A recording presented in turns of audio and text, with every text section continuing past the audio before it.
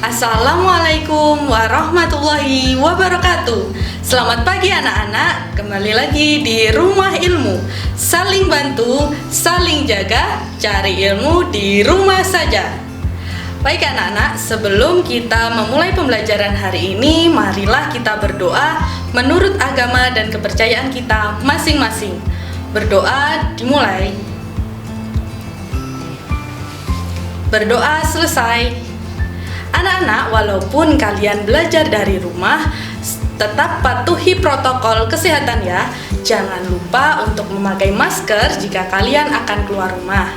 Jangan lupa untuk sering-sering mencuci tangan menggunakan air mengalir dan sabun. Dan jangan lupa untuk menjaga jarak dari orang lain minimal 1 meter. Pada pertemuan sebelumnya bersama Bu Umi, kalian sudah belajar tentang perbandingan senilai. Nah, hari ini kita akan belajar tentang perbandingan berbalik nilai. Bersama saya, Bu Lutfianti Putri Wulandari dari SMP Negeri 9 Surabaya. Oke, sebelum kita masuk ke materi, jangan lupa kalian menyiapkan buku tulis dan alat tulis. Mari kita catat bersama materi yang akan kita pelajari hari ini. Kompetensi dasar pada pembelajaran ini adalah 3.8, membedakan perbandingan senilai dan perbandingan berbalik nilai dengan menggunakan tabel data, grafik, dan persamaan. 4.8 yaitu menyelesaikan masalah yang berkaitan dengan perbandingan senilai dan berbalik nilai. Setelah pembelajaran hari ini, Bu Lutfi harap kalian mampu untuk menjelaskan perbandingan berbalik nilai, menyelesaikan masalah berkaitan dengan perbandingan berbalik nilai, dan membedakan perbandingan berbalik nilai dan juga perbandingan senilai. Nah, kita lihat ilustrasi ini. Pak Tony mempunyai 60 buku bacaan yang akan dibagikan ke anak-anak. Jika buku tersebut dibagikan ke 4 anak, maka setiap anak akan memperoleh 15 buku. Jika buku dibagikan ke 6 anak, maka setiap anak akan memperoleh 10 buku. Dan jika dibagikan ke 12 anak, maka berapa setiap anak akan mendapatkan buku ya? Nah, akan kita selesaikan dengan yang pertama. Kita gambar dulu ya berupa tabel. Di sini Bu Lutfi punya kolom total buku, yaitu 60 buku. Jika banyaknya anak sebanyak 4 anak, maka banyaknya buku per anak adalah 15 buku. Jika banyaknya anak 6 anak, maka banyaknya buku per anak 10.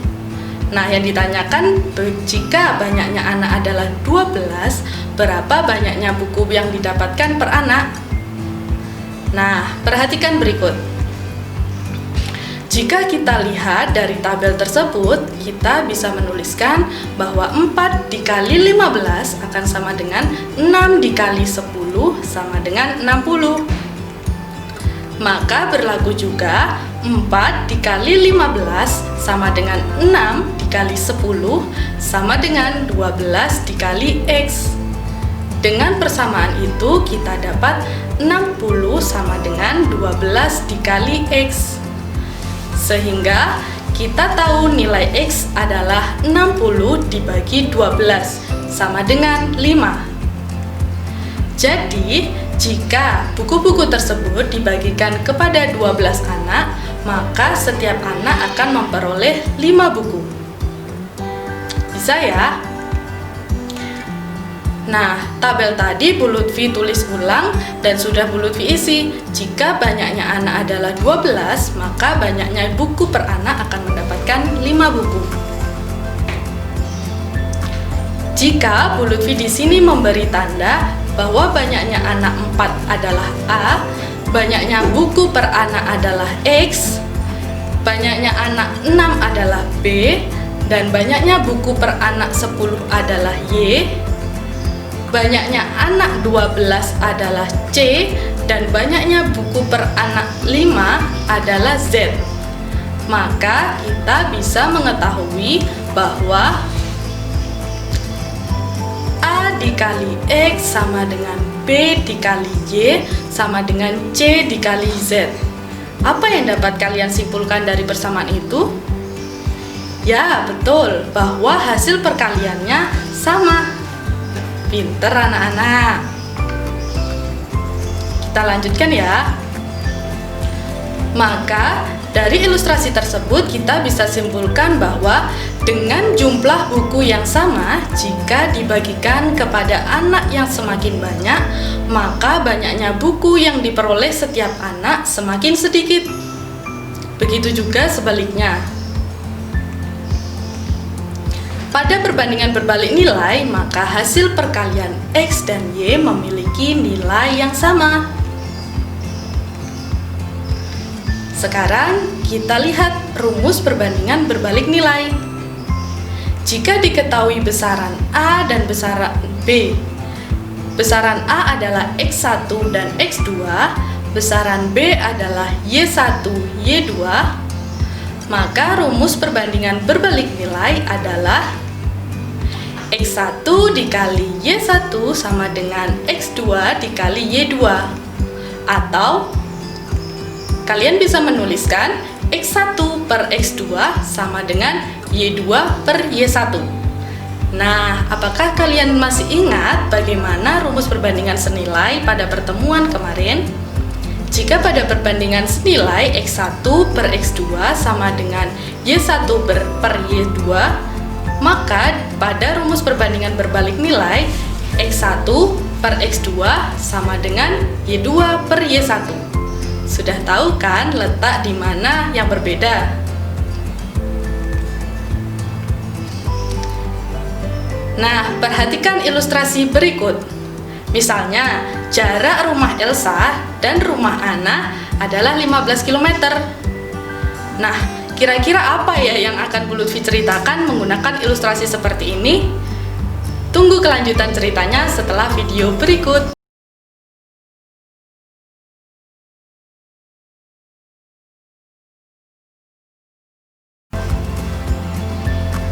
Halo, kembali lagi dengan Bu Lutfi, tetap di Rumah Ilmu.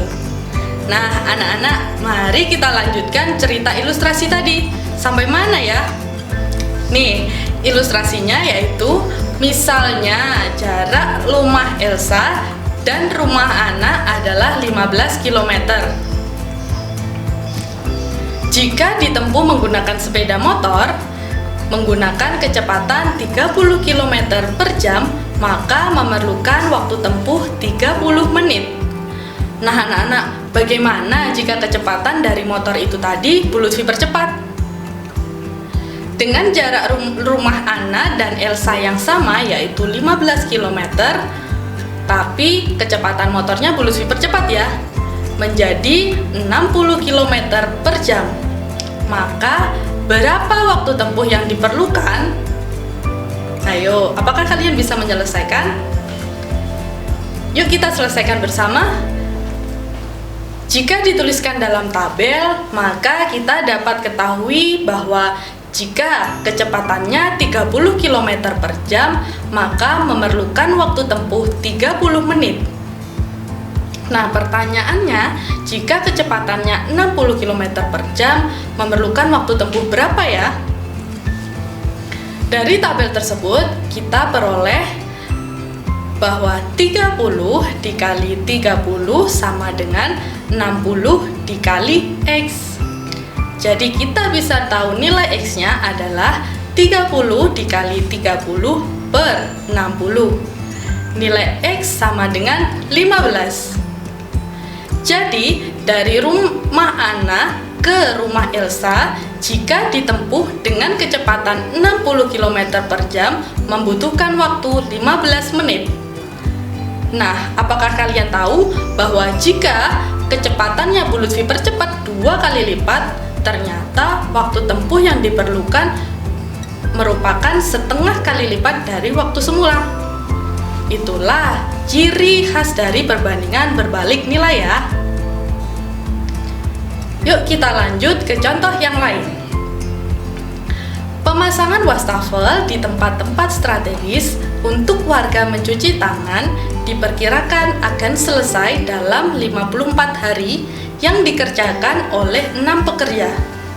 Jika banyaknya pekerja diubah menjadi 36 pekerja, maka pemasangan wastafel akan selesai dalam waktu berapa ya? Nah, sama seperti tadi, cara pertama kita buat apa? Nah, betul anak-anak, kita buat tabel. Jika banyaknya pekerja adalah 6, maka memerlukan waktu 54 hari. Jika banyaknya pekerja 36, maka berapa waktu yang diperlukan? Kita tulis seperti tadi ya. Kita mengalihkan 6 dikali 54 sama dengan 36 dikali X. Maka kita punya nilai X-nya adalah 6 dikali 54 per 36. Jadi kita menemukan nilai X adalah 9. Jadi jika pekerjaan pemasangan wastafel dikerjakan oleh 36 orang, maka akan selesai dalam waktu 9 hari. Apakah kalian sudah bisa? Masih sampai contoh 2 nih. Bu Lutfi masih punya satu contoh lagi. Coba kalian hitung ya. Renovasi rumah Pak Doni diperkirakan selesai selama 84 hari dengan pekerja sebanyak 7 orang. Berhubung Pak Doni ingin renovasi selesai dalam waktu 49 hari, maka banyaknya pekerja yang perlu ditambahkan adalah anak-anak seperti tadi ya, sama. Kita memulainya dengan mengubah soal ke dalam bentuk tabel. Jika ada banyaknya pekerja sebanyak 7 orang, maka memerlukan waktu 84 hari. Nah, jika pekerjaan tersebut harus selesai dalam waktu 49 hari, maka banyaknya pekerja jadi berapa ya? Kita dapat menuliskan bentuk perkaliannya ya, bahwa 7 dikali 84 sama dengan X dikali 49. Jadi kita tahu nilai X adalah 7 dikali 84 per 9. Berapa ayo hasilnya? Coba dihitung. Nah, kita ketemu nilai X adalah 12. Apakah itu sudah jawaban pastinya bahwa pekerja yang perlu ditambahkan 12? Coba kalian baca baik-baik. Yang ditanyakan adalah banyaknya pekerja yang perlu ditambahkan. Nah, jumlah pekerja yang dibutuhkan kan sudah kita temukan 12 orang.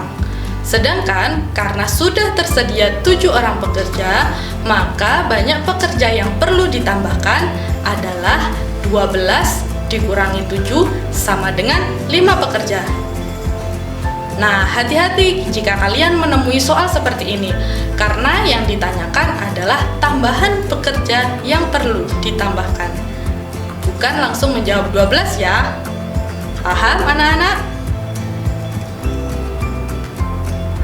Nah, selanjutnya kita lihat bagaimana grafik perbandingan berbalik nilai. Jika Bu Lutfi punya cerita bahwa untuk menempuh jarak kota A dan kota B, nah, dengan kecepatan 20 km per jam, maka untuk menempuh jarak kota A dan kota B adalah 3 jam. Dengan kecepatan 30 km per jam, membutuhkan waktu 2 jam. Dan dengan kecepatan 60 km per jam, maka memerlukan waktu 1 jam. Nah, kalian tahu kan jika kecepatannya bertambah, maka memerlukan waktu yang lebih sedikit ya. Jika kita gambarkan grafik perbandingan berbalik nilai, maka akan seperti ini. Nah, inilah gambar dari grafik perbandingan berbalik nilai. Bisa ya anak-anak? Kalian masih ingat grafik perbandingan senilai? Coba apa bedanya? Kita lanjutkan setelah pesan-pesan berikut ini.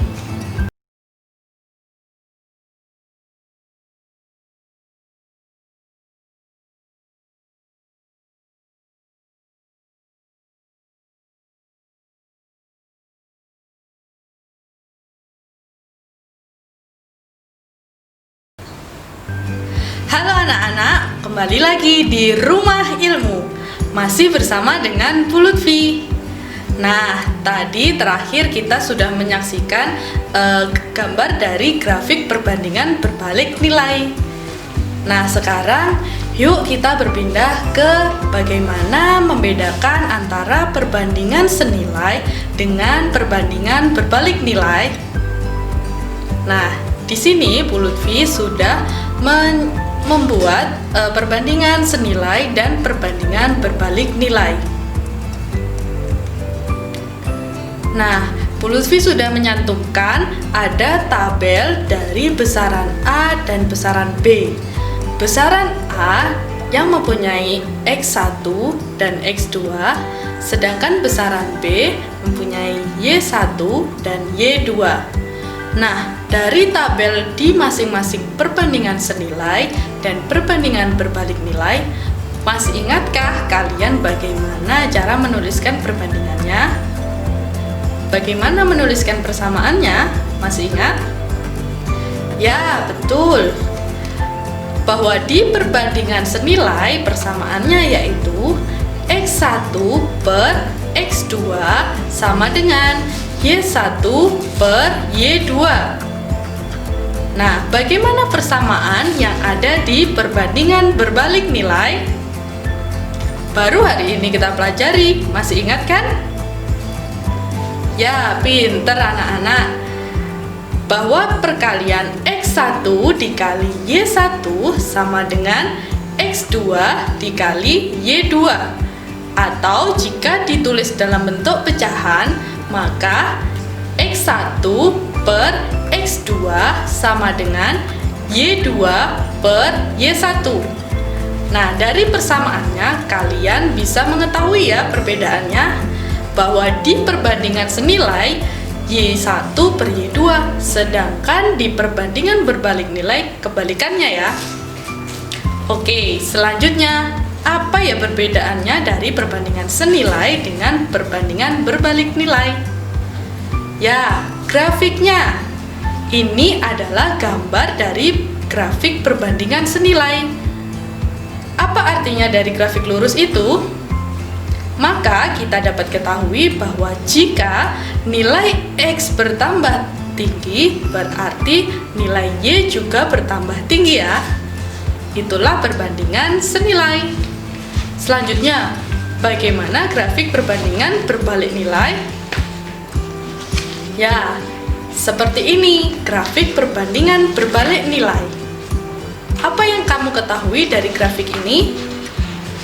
Bahwa jika nilai X semakin kecil, maka nilai Y semakin tinggi. Begitu juga kebalikannya. Jika nilai X semakin tinggi, maka nilai Y semakin kecil. Bu Lutfi harap setelah ini kalian sudah bisa membedakan apa bedanya perbandingan senilai dan bagaimana perbandingan berbalik nilai. Oke, setelah ini Bu Lutfi masih ingin mengetes kalian apakah sudah paham bagaimana membedakan perbandingan senilai dengan perbandingan berbalik nilai kalau kalian ketemu masalah. Nah, Bu Lutfi ingin kalian memilih manakah yang merupakan perbandingan berbalik nilai. Ada pernyataan pertama, Dito membeli kelereng di penjual mainan sebanyak 12 butir seharga Rp6.000. Jika Dito membayarkan seluruh uangnya yaitu Rp8.000, maka Dito mendapatkan 16 kelereng.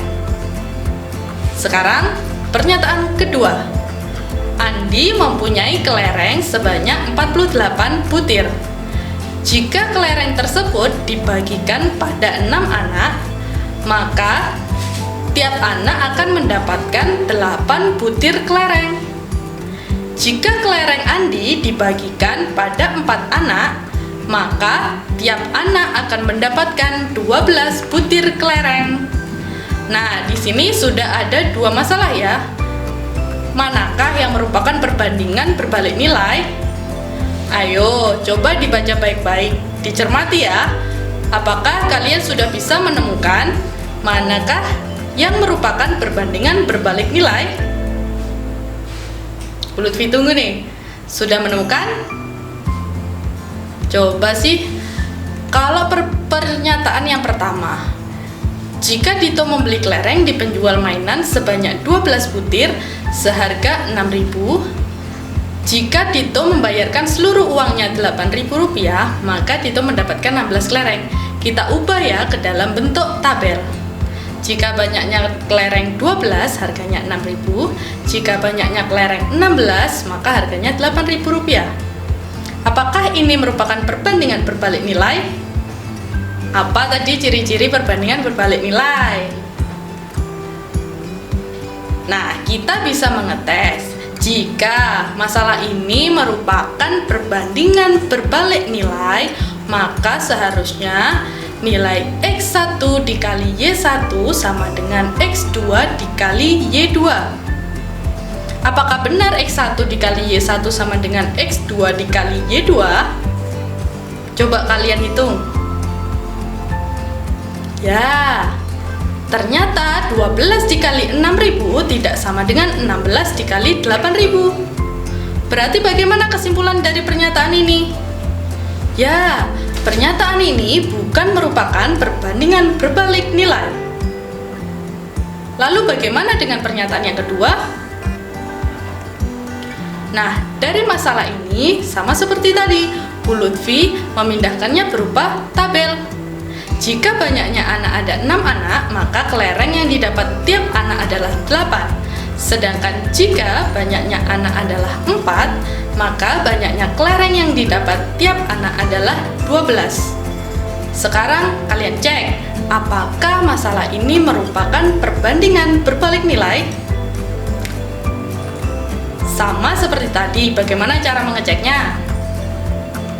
Jika masalah ini merupakan perbandingan berbalik nilai, maka harus memenuhi bahwa X1 dikali Y1 sama dengan X2 dikali Y2. Coba kalian kalikan, apakah hasilnya benar? Ya, bahwa 6 dikali 8 hasilnya sama dengan 4 dikali 12. Oke anak-anak, berarti apa kesimpulan dari ini? Bagaimana pernyataan ini? Ya, masalah ini merupakan perbandingan berbalik nilai. Hebat anak-anak, pintar. Nah, itulah dengan banyaknya latihan soal, kalian akan semakin terlatih dan semakin mahir. Setelah ini, di akhir sesi ketiga ini, Bu Lutfi memberi kalian kuis. Kuis ini silahkan kalian catat. Nantinya kalian bisa mengerjakan latihan soal kuis ini dan berikan hasil penghitungan kalian ke guru matematika kalian masing-masing ya. Nah, ada 2 soal di sini. Silahkan ditulis, silahkan diselesaikan.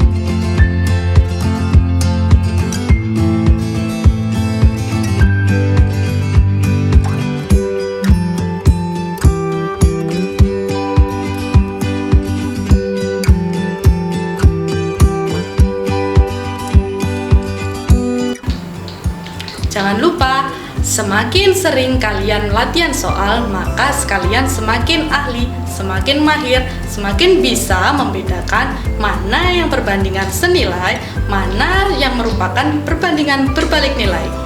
Dan kalian bisa menyelesaikannya. Oke anak-anak, sudah selesai menulisnya?